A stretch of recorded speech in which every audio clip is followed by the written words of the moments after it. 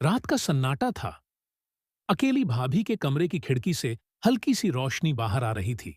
मैं धीरे धीरे पास गया और पर्दे के पीछे से झांक कर देखा। अंदर भाभी लाल साड़ी में, खुले बाल, होठों पर हल्की मुस्कान, और उनके सामने खड़ा था उनका अपना देवर। उसकी आंखों में भूख थी और हाथ भाभी की कमर पर कस चुके थे। साड़ी का पल्लू धीरे धीरे जमीन पर गिर रहा था। भाभी की सांसें तेज हो रही थीं। देवर के होंठ उनके गले पर सरक रहे थे। कमरे में सिर्फ उनकी सिसकियां और धड़कनों की आवाज थी।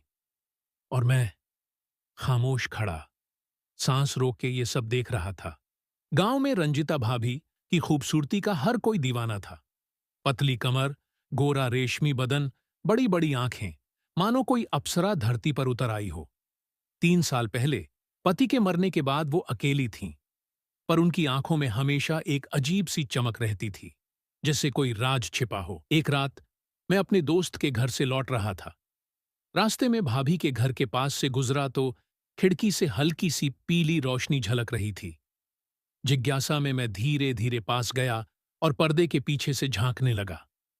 अंदर का नजारा देखकर मेरे होश उड़ गए। भाभी के कमरे में उनका जिंदा देवर था, जिसे गांव वाले समझते थे कि वो पढ़ाई के लिए शहर में है। भाभी लाल साड़ी में, खुले बाल और होठों पर हल्की मुस्कान के साथ उसके बाहों में लिपटी थीं।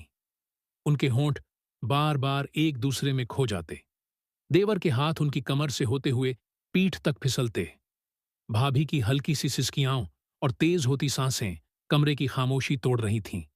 मेरी धड़कन इतनी तेज थी कि लगा कहीं आवाज ना हो जाए। तभी झर्रर, खिड़की के पास रखी लकड़ी मेरे पैर से हिल गई। दोनों ने एक साथ मेरी तरफ देखा। उनकी आंखों में हैरानी और डर साफ था।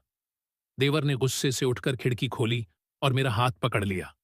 लेकिन अगले ही पल बाहर खड़े कुछ और गांव वालों ने भी शोर सुन लिया और आ गए।